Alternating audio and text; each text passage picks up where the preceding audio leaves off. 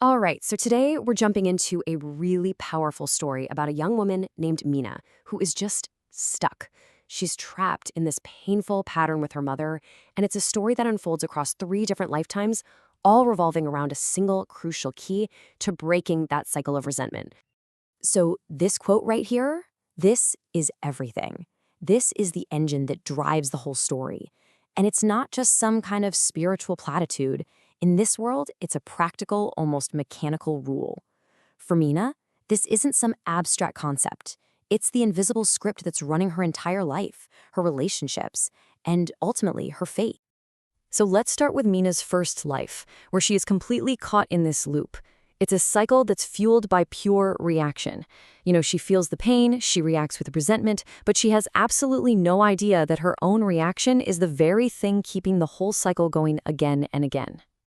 And what's so powerful here is how ordinary it all seems. It's just breakfast, but you can feel that the air is just thick with history. Her mom glances at her hoodie and asks, "You're wearing that?" And then hits her with that classic line, "You're just too sensitive." These aren't just words, they are well-worn triggers, perfectly designed to put Mina right on the defensive. And this lays out the trap perfectly, right? She only sees two ways out, and they're both awful. She can go to war, which she knows she's just going to lose, or she can swallow the hurt and let it fester into this hard little grudge. And just like always, she picks option two. She walks away in silence, but she's carrying that argument with her for the rest of the day. So she does what so many of us tried to do. She tries to fix an inside problem with an outside solution. She moves to Manhattan, thinking maybe the noise of the big city can drown out her mother's voice. But of course, the voicemails and the letters just follow her, proving that the battlefield was never really in Ohio. It was always, always inside her own head. And this is where the loop just slams shut. The pressure of her mom coming to visit is just too much. She pushes away Eli, who's the one person actually offering real support, because that's what fear does. It makes you isolate yourself. So she's trapped, she's panicked, she steps into the street, and that's it. It's over. But the really crucial point here is that because the emotional work was never finished, the story isn't done. The universe just hits replay. Okay, so now we get to Mina's second life, her second chance. The whole setup is identical. Same family, same house, same dynamic. But this time she comes into it with this faint, deep down memory of that one essential rule. You either forgive or you repeat this. The scene is a perfect copy. The toast, the criticism, the tension, it's all there, exactly the same.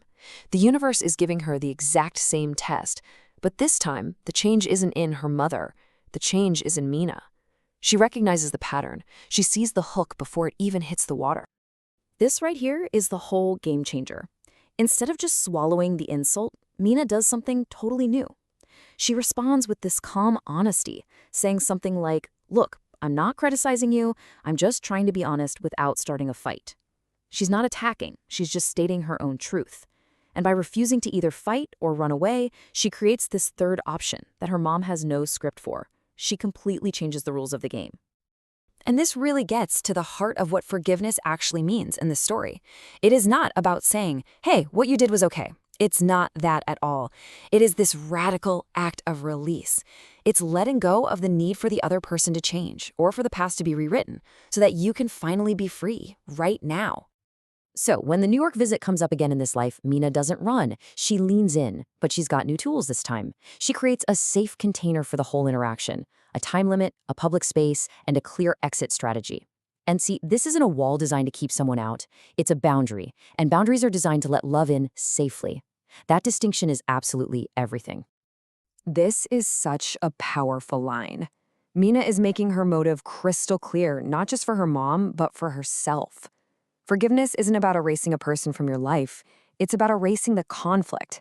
The enemy isn't her mother. The real enemy is the war itself. But understanding something in your head is one thing. The real test, the final exam, comes when that pattern tries to repeat itself not to you, but through you.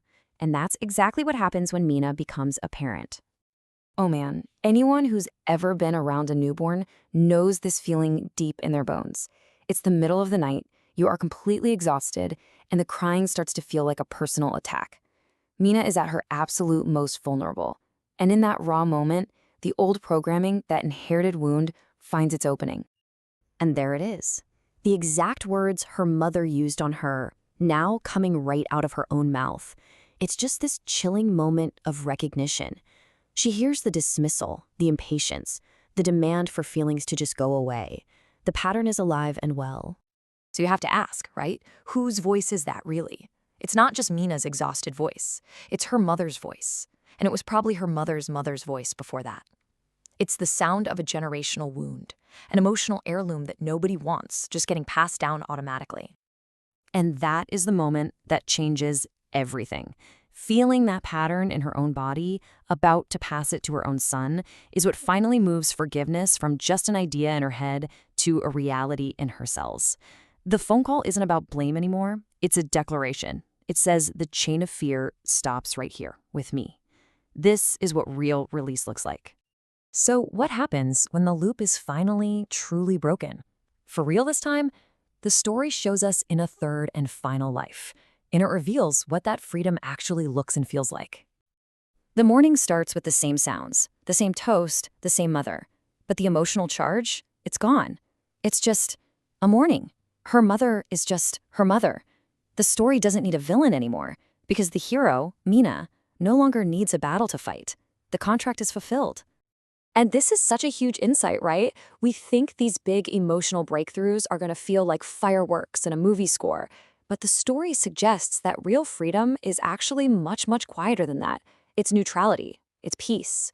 It's just the simple absence of the thing that used to drain all of your energy. So let's just boil Mina's entire journey down into 3 steps we can actually use. First, she had to release the demand, that need for the past to be different so she could be free now. Second, she learned to set boundaries. This showed her that protecting your own peace is a huge part of forgiveness. And third, she finally stopped carrying the past. She learned the war is only truly over when you decide to stop fighting it inside your own mind. And that leaves us with a really powerful final thought. This story shows us that resentment isn't a cage someone else puts you in, it's a loop that you choose to stay on. So forgiveness then isn't about letting someone else off the hook, it's about letting yourself out of the loop. So the real question for all of us isn't just who you need to forgive, but what repetition you're finally ready to end.